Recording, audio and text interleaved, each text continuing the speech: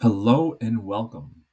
This is intended to be a beginner level video in Excel where we cover lookup functions, SUMIF, SUMIFs, as well as count and COUNTIF. What we have is a simple, easy to understand scenario where we have a mom, a dad, and a baby. They've entered into a competition to see who can operate a more successful lemonade stand. The three of them agree to the following. There's going to be two products that are sold, apple juice and lemonade. Apple juice will sell for $1.25 and lemonade will sell for $1. And we have the unit cost of both apple juice and lemonade at 85 cents and 70 cents respectively. And that here is captured for us in this little table, so it's already summarized well. And to help us analyze this, and we have a series of 6 guided questions. The first one is, how much revenue did apple juice and lemonade generate? Now, before we start answering these questions, perhaps it's useful for us to know how to quickly navigate large sets of data very quickly.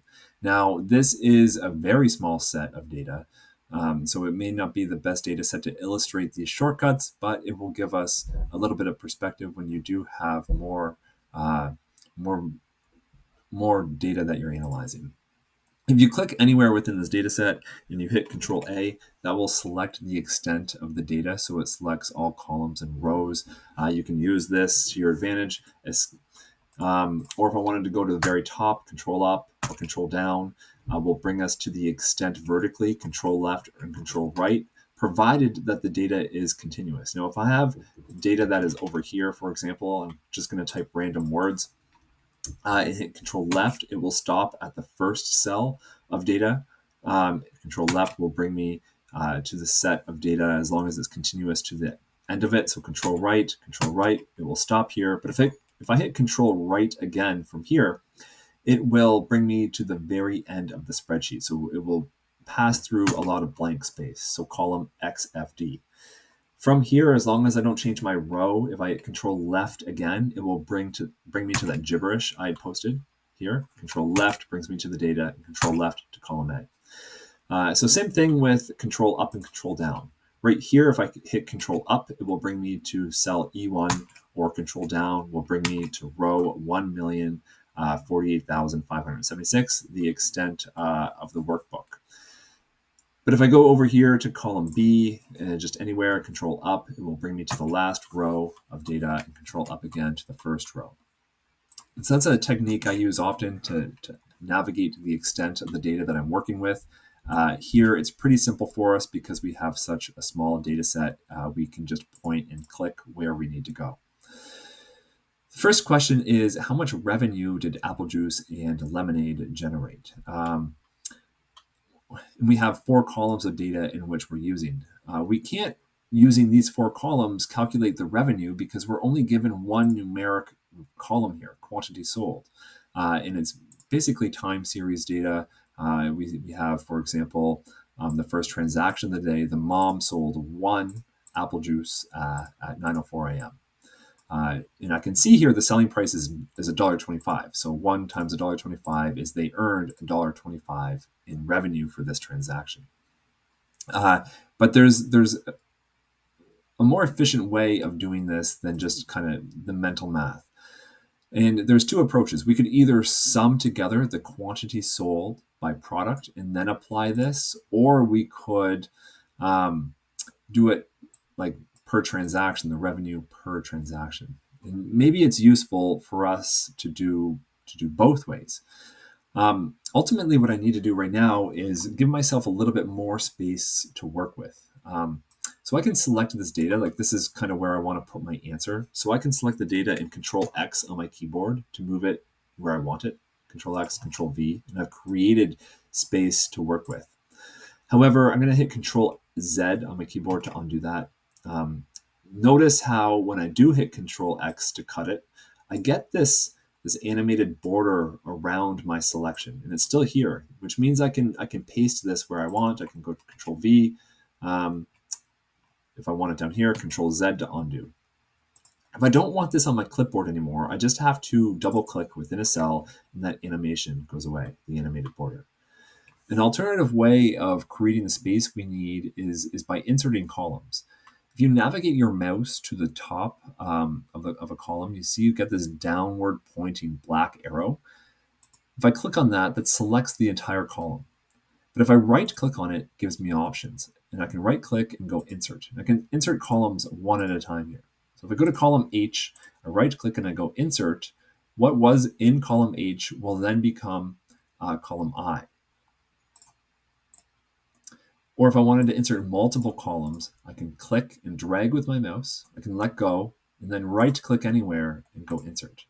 This is how I can get space that I need to work with. And that was probably a little bit too much. So the first question is, how much revenue did apple juice and lemonade generate? So there's essentially two approaches here. I could do this per transaction and then sum it up from the transaction level, or I could sum together the quantity sold by product. But what I'm going to do, because I want to highlight the use of lookup functions right now, is to calculate or first display here or append to the data the selling price and calculate the per transaction revenue. So here I'm going to create a selling price column.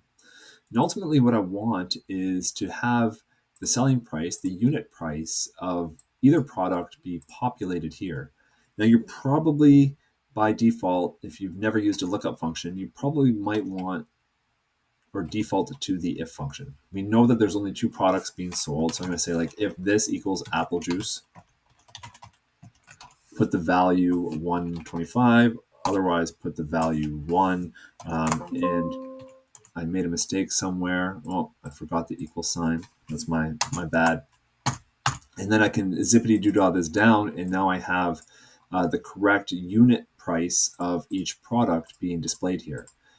However, if statements are not the best way of doing this. You're exposing yourself to the risk of human error, and if the larger the data sets you work with, you'll notice that this just it won't suffice. So what you'll need to do is be comfortable with lookup functions. So I'm going to use as our intro to lookup functions what's called the VLOOKUP, a vertical lookup. If I type equals VL, I get the only function that exists with that letter combination. It's highlighted blue here. I select it with tab on my keyboard, and I'm given all of the arguments that are needed to make this function work. The first of which is lookup value. My objective with this function is to have displayed in this cell, selling price, I want displayed here $1.25 because that is the selling price of apple juice. Now, vertical lookup, VLOOKUP, means I am going to try to make a match. I'm going to try to make a match based on what exists in my data and what exists somewhere else, meaning that I want to try to find apple juice somewhere. So I'm going to say like look for apple juice, and I'm going to lock that into my formula with a comma. And what's bolded shifted away from my lookup value to the table array. In the table array is where do you want to find the value apple juice? And I want to find it over here, my table array. I'm going to just select all this data. In fact, I can select the row above it, but I don't need to. So I'm just going to select K, looks like 8 to M9. In my selection, there are 3 columns, K, L, and M. Column 1 is K, column 2 is L, column M is 3. I've selected 3 columns, and the first column is always column 1. My column index number is once I find or make a match in column 1, what column number do I want to return? Meaning I'm looking for apple juice. I find apple juice, hopefully in column number 1. Once I find apple juice, how many columns to the right do I need to go? 2 or 3? So I want the selling price, so it's the second column. Remember, there's 3 columns here, K, L, and M, 1, 2, and 3. So I'm going to say 2, and then I have my optional argument. I know it's optional because there's square brackets. Best practice is to note it. When in doubt, use exact match, false match, especially because this is text, but false match we'll get into later. I'm going to press enter, and I get that $1.25. So what it's doing is it's scanning from top to bottom, looking for apple juice. Once it finds it, it stops, and it gives me the second column of my table array. Now I can copy and paste this down and it will work for my lemonade one, but it will not work for this third lemonade one, the repeating lemonade one. So I have $1.25, which is the selling price of apple juice. I have $1, which is the selling price of lemonade. But then I get this error. I hope you're recognizing that this error exists because of referencing, the difference between absolute and relative referencing. Now, if you're unfamiliar with this, I'm going to go to a new tab. And here, to illustrate this, I'll copy and paste some data. Just product, apple juice. Sorry, I meant to also capture lemonade. And I'll zoom in over here to make it clear. Now, if I have a formula just equals to apple juice equals D3, it returns the value apple juice in the cell because D3 contains the value or the string apple juice.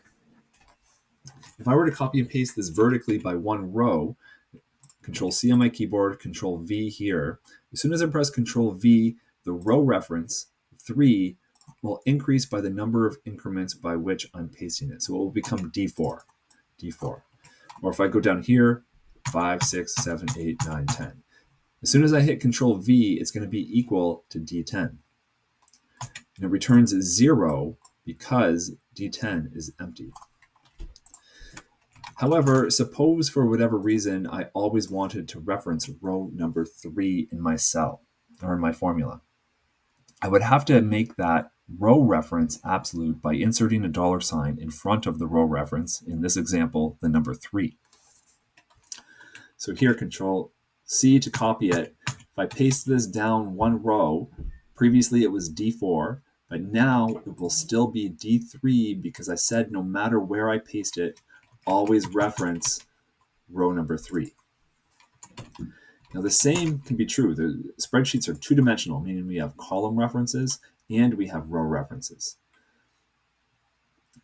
If I wanted to paste this horizontally, for example, to the right once, the column reference will also increase by an increment of 1.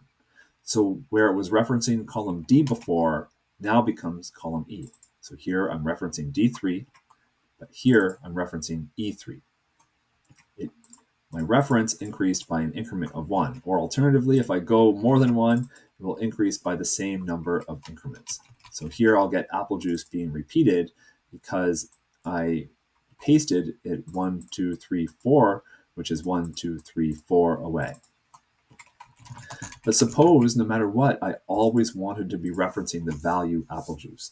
I would need to make my column reference absolute as well.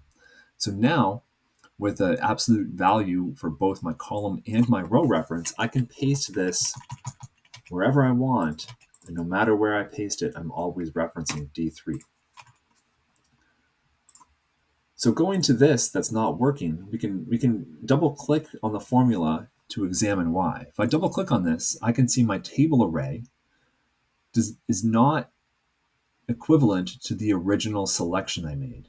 The reason is because I pasted this down 1, 2 rows. I had this one, I pasted it down 1, 2 rows, which means every reference within my formula increased by 2 increments from my original one. So I have C4, which is the product. I do want that one to be moving, but my table array, which is K10 to M11, was originally K8 to M9. So what I'm going to do is I'm going to make my row references here absolute. In fact, I'll make both my row and my column references absolute. And once I have that done, I can put this down, the entire column, just by sorry, that was quite quick. By clicking on the cell, going to the bottom right until I get a 4-way cross, double click on the cell to fill that down to the extent for which there's data in the adjacent column. So what my selling price of each product? To figure out the revenue per transaction, it's going to be multiplying the quantity sold by the selling price. Okay, so now I have basically added 2 columns of data to the original data set, selling price and revenue. Now I'm trying to figure out how much revenue did apple juice and lemonade generate. I'm not quite there yet. I'm almost there. Let's first figure out how much revenue was earned across both products. That would just be the total of this revenue here. Oops.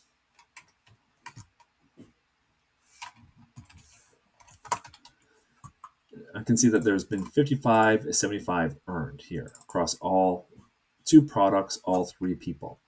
But I don't want to know the global total. I want to know a subset of that. I want to know how much, apple juice was sold and how much lemonade was sold. So what I'm going to do is I'm going to take the data that's here, product, apple juice, lemonade. I'm going to copy that, paste it over here. And I'm going to just copy paste what I can to save time. I want to know not just what this is, but I want to know what this 55.75, essentially how that is distributed amongst apple juice and how it is distributed amongst lemonade. Because I know combined apple juice and lemonade, they sold or they earned 55.75 in revenue, but how much of that was apple juice and how much of that was lemonade? So I essentially need to apply a filter to my sum. I don't want to filter this data. I want it basically to sum together only the apple juices and only the lemonades. Now this data is small enough that you could probably do this plus that. I'm just scanning and looking here. This is a dangerous temptation to succumb to, though, because you're subjecting yourself to the possibility of human error. So I'm going to just stop right there and delete this. To filter your sum function, you do what's called a SUMIF, and I'm going to type equals SUMIF, and I can see there's a SUMIF function here that's highlighted blue. I'm going to select that with the tab on my keyboard. There are 3 arguments that are required: range, criteria, sum range. Again, I want to apply a filter to my original sum. I want a subset of the sum. The subset is based on the product. So the range is the range of values that contain the filter that you want to apply. So I'm going to select column C. I'm going to say go to column C and essentially filter that for apple juice. When you filter it for apple juice, apply a sum to the values in column F. And when I do this, I get this $33.75. So this is a subset. This $33.75 is a subset of this sum here. The sum has no filter or no conditions applied to it. However, now we have a conditional sum. We're summing it together if column C is equal to a specific value, in this case, apple juice. Now, how do we know that that number is correct? I mean, we can check our own work, and we'll do that at the end by reconciling. But on the fly, if you have any doubts, what you can do is apply a filter to your data. So I'm going to go to the Data tab, select the data. I'm going to say Filter. And for the product, I'm going to say Show me only the apple juices. Here. I'm going to go and physically select column F, and I get summary stats in the bottom right. It says they sum together to 33.75, which is what my SUMIF function is telling me, 33.75. So I'm going to clear my filters. So now that this is done, I can copy and paste this down 1 row, and I get 22. And again, when I highlight these, I can see that collectively the 2 of them sum together to 55.75, which is good. My 2 subsets make up this whole here. But there's a problem with lemonade. If I double click on lemonade, you can see that it omits my first row of data. Again, this is because I didn't apply absolute referencing in my function when I created it. Best practice, my data is not moving. My formula is. So since my data is not moving, I'm going to make these absolute references in my original formula before I copy and paste it elsewhere. Now this is a small enough data set where I can see that my totals do match. Your data sets will get bigger and bigger the more you work with Excel. So a best practice is to do a formal reconciliation. So what I'm going to do here is just say like to reconcile and put the number that I was expecting to see. The number I was expecting is this number here. So I'm just going to have a formula that references the sum over here. And my difference between those should be 0. So that's question 1. How much revenue did apple juice and lemonade generate? Now, there is an alternative approach to this that I did mention that I'll just go through quickly now before we move on to question 2. And to do that, what I'm going to do is copy and paste this down here. And what I could do is now a SUMIF. And I'm going to say, I want to know like the sum of the quantity that is sold. So my range here, again, I'm going to look for apple juice. And I'm going to look for that in column C. Then I'm going to sum together the quantity that's sold. So there are 27 units of apple juice that were sold total. In being mindful of relative and absolute referencing, if I want to copy and paste this vertically by one row, I don't want my references also to the data increasing by an increment of 1. So I'm going to add those two numbers together.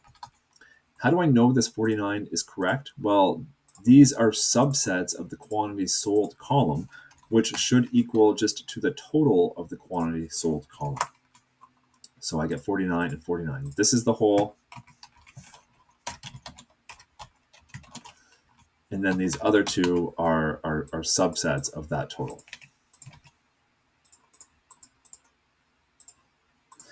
Okay, so now I have my quantity sold. What I could do is say like unit price here. And again, I'll use a VLOOKUP for apple juice, look for it over here, and return the second column. And I get my unit price, and my total revenue is going to be equal to that times that. And I get that same 33.75. Or sorry, yeah, 33.75. Whoops. Copy and paste that down, and my total revenue should match what is right here. So that's an alternative approach to going about this. So that's Q1, my total revenue, 55.75, or over here, Q1, 55.75. Q2 is a little bit different in the slightest sense. How many units were sold of each lemonade and apple juice? So let's answer that now.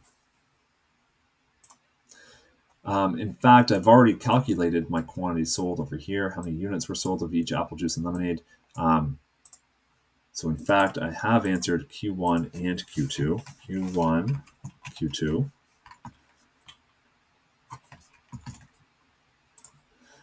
And this is Q1. But what I'll do is I'll answer Q2 again, and I'll do it right next to my answer for Q1, just so we can see another approach for it. And it's quantity sold, units sold over here. And I'll do it from scratch just to give us alternative approaches. So I already have a sum applied to my quantity sold column. This here is an unfiltered sum. Ultimately, what I want in J5 here, I want the value here to be the number of units of apple juice that were sold. So I want to sum together column D only if the value in column C is equal to apple juice. Now, I already applied filters to my data.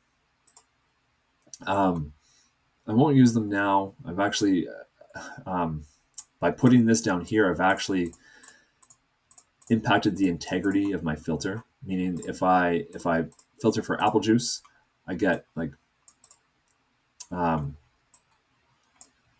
good, because I didn't include it in my selection. It didn't include this, so I can see a distinction there. That's good. I can see that there were 27 units of apple juice that were sold, which matches what my original SUMIF was. So I know what number I'm working towards. But to start from scratch, I'm just going to type equals SUMIF, select it with a comma. I'm going to say look in column C, look for the value apple juice. And when you find it, add together the values that are in column D. Press enter. And I get that 27 units again. If I want to copy and paste this vertically, I know by now, I hope that the references in my formula will all increase by an increment of 1. So what is 2 will become 3. What is 26 will become 27.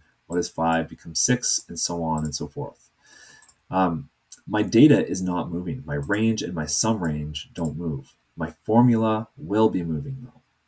So since my data is not moving, I'm going to make my range and my sum range be absolute, but keep my criteria as relative, because when I paste this vertically 1, I want to reference the cell that contains lemonade, not apple juice.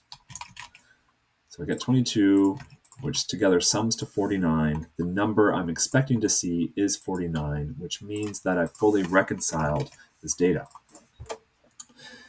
But there's always ways in which we can recycle the work that's already done. So if I delete this, for example, and I look at my original Q1 response, I have a SUMIF here.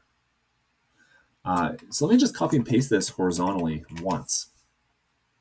If I double click on the formula, I can see what it's doing. I can see I'm looking here, my range, my blue range is looking at the product, but because I didn't make my criteria absolute, it's looking for the value 33.75. That makes no sense. I actually want to be looking for apple juice.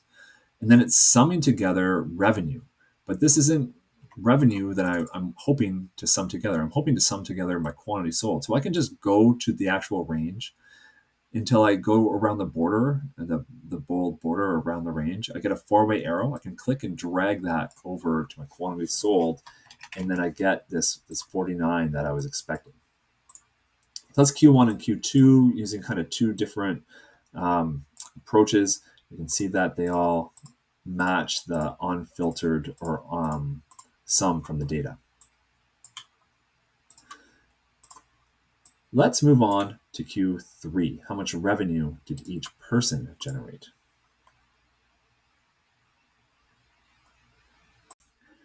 To calculate how much revenue each person generated, we'll use the same approach we used as Q1 and Q2, and that's going to be the SUMIF function. Essentially, we already have the global amount of revenue. This sum that we're applying in F27 is going to be the sum of every value directly above it. However, we want the revenue per person, so we want a subset based on it, whether it's mom, dad, or baby. So to do this, I'll structure the problem the same way we did the other one. I'm going to select person, mom, dad, baby, and Control C and Control V that over here. So we have the unique values from column B, mom, dad, baby. An alternative way of doing that, it would be just by typing equals unique and selecting the data. And we have mom, dad, baby here.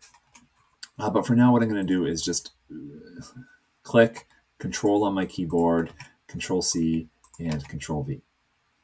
And ultimately, I want the revenue associated with them, and this is going to be question number 3. So again, we have this revenue that's being calculated here, but I want segments of this revenue by mom, dad, baby. And in fact, I'm a little bit neurotic about this. I'm going to put this in alphabetical order. So I'm going to select these 3 values, go to data, and just sort that mom, dad, or sorry, baby, mom, dad. So ultimately, what I'm going to do is type equals SUMIF, and I'm going to select it with a tab on my keyboard, and I'm going to pass it the range column B, because this column is the person. So I want to essentially filter column B based on the person. In this specific cell, I want to filter it for baby. When I filter it for baby, I want to add together the values in the revenue column, and I close off my formula there. Because I'm going to be pasting this formula vertically and possibly horizontally, I'm going to have to be mindful of my references. Because my data is not moving, I'm going to make all of my ranges absolute in the data itself. I may be pasting this horizontally, so I'm going to be making a column reference as absolute to my criteria. If I copy and paste this vertically and do a sum of these subsets, I'm hoping that I get the same value I got before, which is 55.75. So that's Q3. How much revenue did each person generate? Now, before I go on, actually, no. That's Q3. But forgive me here. Before I go on, we could always recycle the work we've already done. All of these functions are SUMIF functions. So we could recycle this if we choose to. Meaning I'm going to Control C and Control V this right here. And it's giving me a value of 0, but let's examine why. I'm saying look in column C and try to find baby. Well, it's giving me a value of 0 because it can't find baby in column C. So to fix this, all I need to do is click and drag the reference over to where it can find baby, and then the formula will work for me. Now Q4 is what? Units sold. How many units did each person sell? Same thing as before. If I'm feeling really lazy, I know that I have a unit sold calculation here. This unit sold is by product. However, this time I just want the unit sold by person. So I take my reference to the product column before and drag it over to the person column, and I have my answer. However, as beginners, it's better to just start over from scratch entirely. So let me delete this, and we'll answer this time using the insert function button up here. So next to the formula bar, there's this insert function here. And it has a list of what our recent functions are that we've used. And I want to calculate units sold if column B equals a certain person that I pass it. So I'm going to select SUMIF, and then it's a matter of me filling out these boxes in order for my function to work. So my range says reference here and reference here for my sum range. So this contains the criteria I want to filter for. I want to filter for the person. So I select this column here, and I say look for baby. When you find baby, sum together this column here. And I get that $14.25. I'm going to fire through and make these references relative or absolute.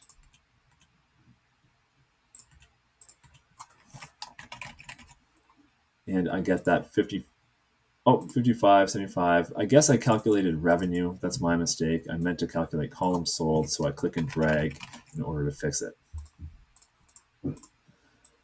That's how many units did each person sell. For Q5 and Q6, there's actually a new function that I'm going to do here. Up until this point, we've been doing a SUMIF function, which is a subset of the sum. We're going to make more granularity to that, though. I'm going to, yes, be filtering for the person, but I also want to filter for the product. So I'm going to copy and paste apple juice and lemonade, and I'm going to populate that amongst the columns down here. But to do this, I'm actually going to right-click and then click on transpose and center and bold that. And this is going to be a combined answer for Q5 and Q6. All I need to do is add a total column and a total row. But now there's essentially two conditions I want to filter for. I want the revenue. Oh, I'm sorry, profit. Profit and profit. So I actually need to do or add in a few more helper columns in order to make this work.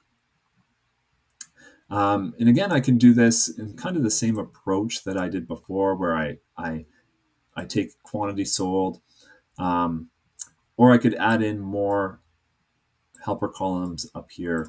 The choice is up to you. For our purposes right now, what I'm going to do is I'm going to insert two more helper columns.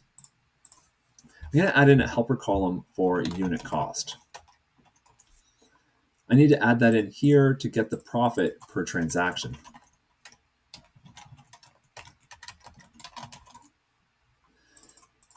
So to do this, we have our VLOOKUP that we used over here before that's pulling in the selling price.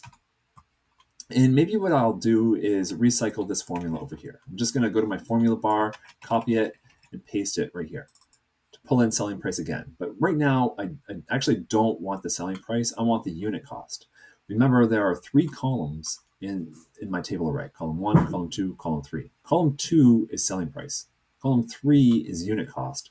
So if I change this from a 2 to a 3, I get the unit cost here. I can copy and paste this down.